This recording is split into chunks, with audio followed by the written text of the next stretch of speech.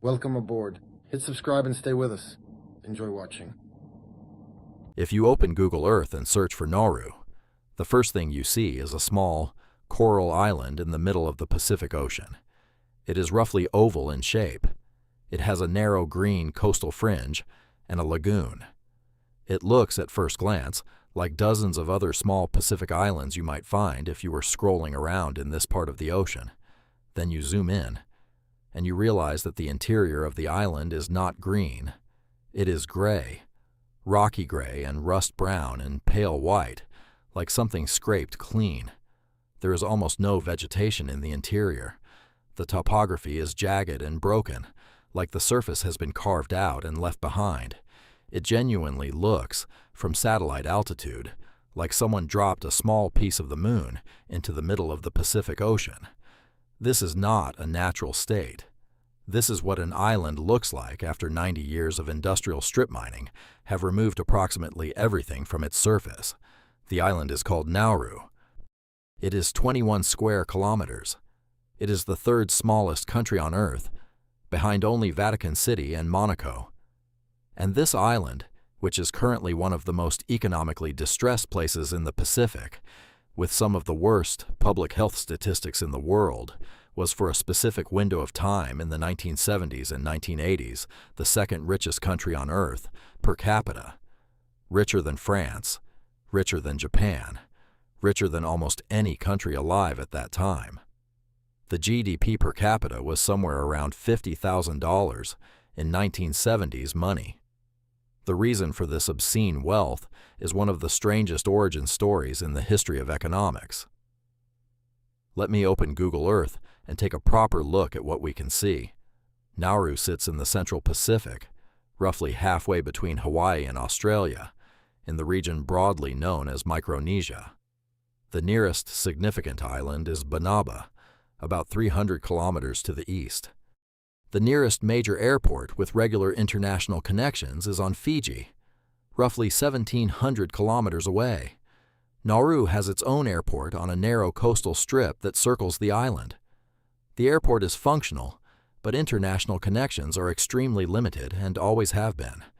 Looking at the full island from satellite, the coastal fringe is where everything happens. Nauru's capital, Yaren, is on the southwestern coast. The island's population of roughly 10,000 people lives almost entirely on this coastal ring, because the interior is largely uninhabitable. The interior was once covered in a dense phosphate-rich topsoil. That topsoil is gone. What is left in the interior are the coral pinnacles that used to be embedded in the soil, jutting up from a bleached rocky substrate, with almost no vegetation between them. The Nauruans call this area the Topside. The Topside is approximately 80% of the island's land area, and it is essentially a wasteland. The coastal strip, where people actually live, is narrow, 15 to 30 meters in many places. The road that circles the island, the only road, is about 19 kilometers long. You can drive the complete circumference of Nauru in about 20 minutes if you want to. There is very little to stop for. This is important context before we get to the history, because the physical reality of Nauru today tells you the ending of a story before we have started telling it. Now, the reason Nauru became rich and the reason it was destroyed is the same thing. The island sits in the middle of a seabird migration route. It has been doing this for millions of years. Seabirds have been landing on Nauru, roosting, breeding, and defecating on Nauru for millions of years. And over millions of years, the accumulated guano from millions of birds mineralized and compressed into one of the richest phosphate deposits ever found on a small island anywhere in the world. Phosphate is used to make fertilizer. Without phosphate fertilizer, modern industrial agriculture as it existed in the 20th century could not have functioned at the scale it needed to. Pacific Island phosphate deposits were, in the late 19th and early 20th centuries, some of the most commercially valuable pieces of geology on Earth. In 1899, a geologist named Albert Fuller Ellis was working for the Pacific Islands Company in Sydney. He noticed a rock being used as a doorstop at the company's offices. He picked it up and examined it. It was not petrified wood, as everyone had assumed. It was fossilized phosphate. He traced the rock back to Nauru. He traveled to the island. He found phosphate deposits of extraordinary richness across most of the island's interior. The following year, commercial phosphate extraction began.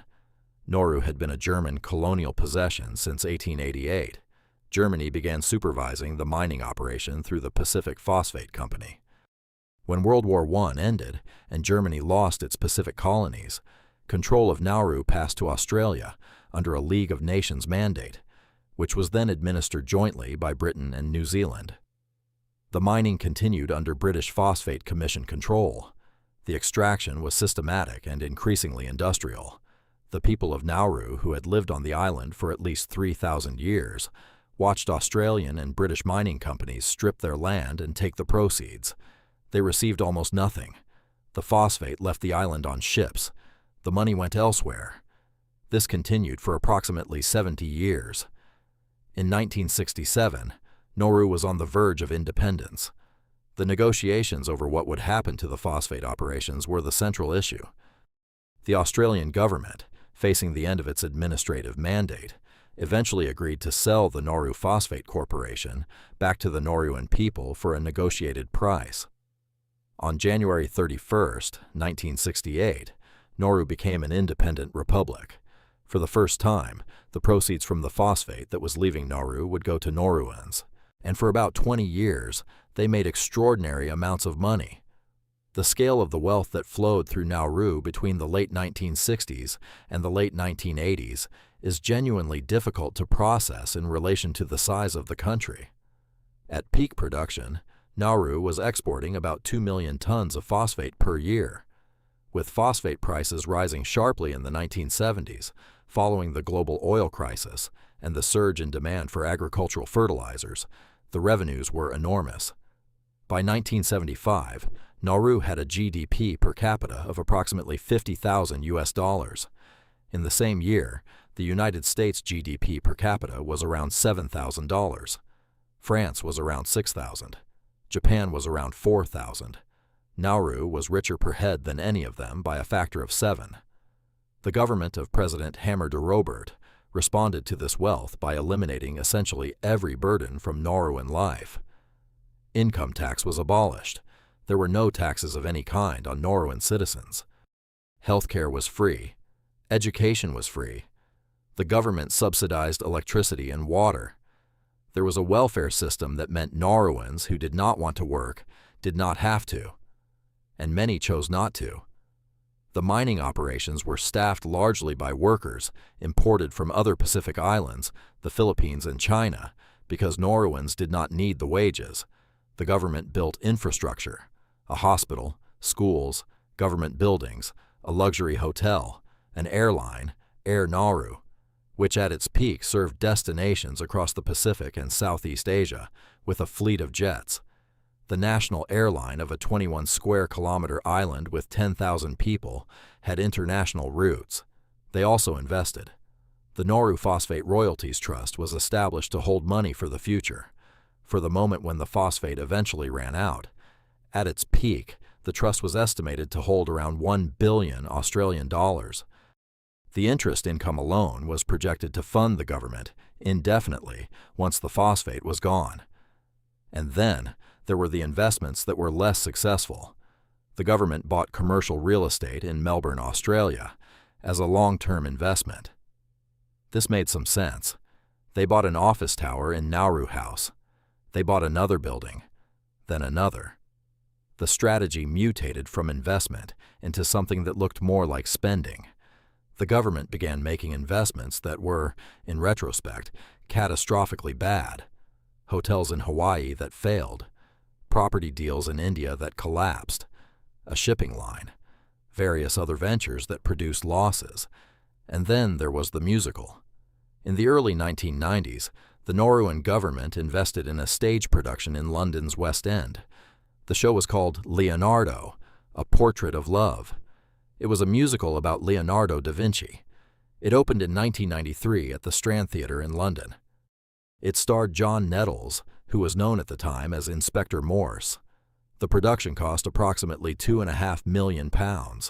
It closed after a very short run, having received poor reviews. The Nauruan government's investment in the Leonardo da Vinci musical was a complete loss. This was not the only disaster. It was representative of a pattern. While the government was spending and investing badly, the phosphate was running out. Nobody had taken the depletion seriously enough when it counted. The island is 21 square kilometers. It could only hold so much phosphate. The reserves that had taken millions of years to accumulate were being extracted at industrial scale. By the early 1990s, the rate of extraction was slowing because there was simply less phosphate to extract. By the late 1990s, the reserves were essentially exhausted. The income from phosphate collapsed. The trust fund, which was supposed to sustain the country forever, had been reduced through mismanagement and bad investments to a fraction of its original value. The government faced a fiscal crisis of extraordinary severity. A country that had known nothing but free services and zero taxes for 20 years suddenly had almost no money. What followed was a sequence of increasingly desperate measures to generate revenue. Nauru became an offshore banking center.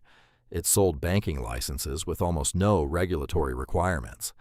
In the late 1990s, Nauru reportedly had over 400 shell banks operating under its flag with essentially no oversight. Russian oligarchs and criminal organizations used these accounts to launder money. The U.S. government estimated that somewhere between $70 and $80 billion of Russian criminal money passed through Nauru's offshore banking system in the late 1990s.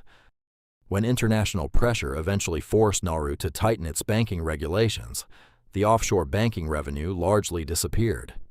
Nauru sold passports. Anyone who could pay approximately $50,000 could buy a Nauruan passport, which entitled the holder to visa-free travel to a range of countries. The buyers included, according to subsequent investigations, individuals linked to Al-Qaeda. The passport scheme was eventually shut down under international pressure. Nauru agreed to host a detention center for asylum seekers trying to reach Australia. The Australian government, under its Pacific Solution policy, began sending people intercepted at sea, trying to reach Australia to offshore processing facilities on Nauru and on Manus Island in Papua New Guinea. Nauru received payment for hosting these facilities. The arrangement was and remains deeply controversial. The conditions in the facilities have been the subject of international human rights criticism. It remains one of Nauru's primary sources of income. All of this happened to a country the size of a suburb. The physical condition of the island during this period, and now reflects everything above. Let me go back to Google Earth and explain what we are actually looking at. The topside of Nauru, the mined-out interior that covers about 80% of the island's land area, is one of the more extraordinary things visible on Google Earth in the Pacific region. The coral pinnacles that used to be embedded in the phosphate soil now stand exposed across most of the island, jutting upward in irregular formations from the bare white substrate. They are called pinnacles because that is what they are. Pointed, jagged coral columns, ranging from a few centimeters to several meters tall, covering most of the island's interior in a dense field of sharp rock. The effect from above is of an almost textured, gray and white surface, broken by occasional rust-colored patches of exposed iron-rich rock. There is very little soil left. Without soil, almost nothing grows in the interior. The few plants that have managed to establish themselves in the topside are hardy pioneer species, thin scrub growing in cracks between the coral formations. The coastal fringe, where Nauru's population actually lives, is visible from satellite as a narrow ring of green around the gray interior. You can see the road that circles the island. You can see the residential areas, fairly dense because there is not much usable land. You can see the harbor on the southwestern coast, the only commercial port. You can see the airport runway, which runs along the southern coastal strip. One thing you cannot see on Nauru, anywhere, is agricultural land. There is essentially no farming on Nauru. The island cannot feed itself. Almost everything that Nauruans eat is imported. The shift from a diet of fresh fish coconuts, and tropical produce to a diet almost entirely composed of imported processed food happened remarkably quickly once the phosphate wealth made imports easy and eliminated any economic necessity for subsistence farming or fishing. The health consequences followed the diet change with a lag of a few decades, and then arrived all at once. Nauru currently has the highest rate of type 2 diabetes of any country in the world. The obesity rate is among the highest on Earth. Kidney disease, cardiovascular disease, and related conditions are at epidemic levels. Life expectancy on Nauru is significantly below the Pacific average. The medical costs of treating a chronically ill population on a tiny island with limited healthcare resources and no money are enormous. The hospitals on Nauru have faced regular shortages of basic supplies and medicines. There have been periods when the country could not afford to maintain its electricity supply reliably. The infrastructure built during the boom years has deteriorated. The government offices, the hotel that was once a symbol of Nauruan prosperity, the roads, much of it has decayed. And through all of this, the landscape itself is what it is. The topside is not going to recover in any human-relevant time frame. The phosphate that took millions of years to accumulate was removed in approximately 90 years. The topsoil went with it. Without the topsoil, the coral pinnacles are just rock in a place where nothing grows. Nauru has explored proposals to import soil and attempt rehabilitation of parts of the topside, but the scale and cost of any meaningful restoration makes it essentially impossible to achieve with current resources. Nauru went to the International Court of Justice against Australia in 1989, arguing that Australia had a responsibility for the damage caused by the mining that occurred before independence, under Australian administration. The case was settled out of court in 1993. Australia paid Nauru 107 million Australian dollars. This was a fraction of what would have been needed to make any real difference. The deep sea mining option has been discussed.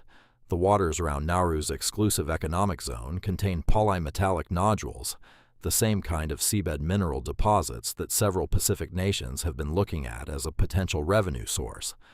The global debate about whether deep sea mining is economically viable or environmentally acceptable enough to proceed is ongoing. For Nauru, it is less an abstract environmental question and more a question of whether there is any remaining path to economic viability for a country that has already destroyed its terrestrial resource base. So where does this leave Nauru now? The population is approximately 10,000 people. It is one of the least visited countries in the world. Getting there requires either a charter or specific scheduled connections that operate infrequently. There is very limited tourist accommodation. There is very little to see in the conventional tourist sense, except the landscape itself, which is genuinely unlike anything else on Earth if you are interested in what industrial extraction does to a place over a century. The Australian detention centre continues to operate intermittently, depending on Australian domestic politics and migration policy. This brings income, but also international criticism and ongoing legal challenges related to the conditions in which detainees are held. The government manages on very limited resources. The civil service is one of the main employers. Revenue from the detention arrangement is a significant portion of the national budget. Various international aid flows into the country. There is a phrase that people use when they discuss Nauru. The phrase is cautionary tale. It comes up in every article, every documentary, every discussion of the island. Nauru as a cautionary tale about resource dependency, about the failure to invest wisely, about the assumption that present wealth will continue indefinitely, about what happens when a community that has been self-sufficient for thousands of years suddenly receives more money than it can process and then loses it in a generation. These are all real and valid lessons. I think they are also slightly too easy. The phosphate that made Nauru rich was extracted by colonial powers for 70 years before independence. Those colonial powers took the phosphate and left the island. The money Nauru had after 1968 was the first time the people who actually lived there ever saw any of it. The mismanagement that followed, the bad investments, the Leonardo da Vinci musical, All of that is real and contributed to the collapse. But the extraction that created the moonscape interior, the damage that cannot be repaired in any human lifetime, that happened before the Nauruan people had any say in it at all. I went looking for Nauru because Google Earth showed me a gray lunar interior on a tropical Pacific island, and I wanted to understand what I was looking at.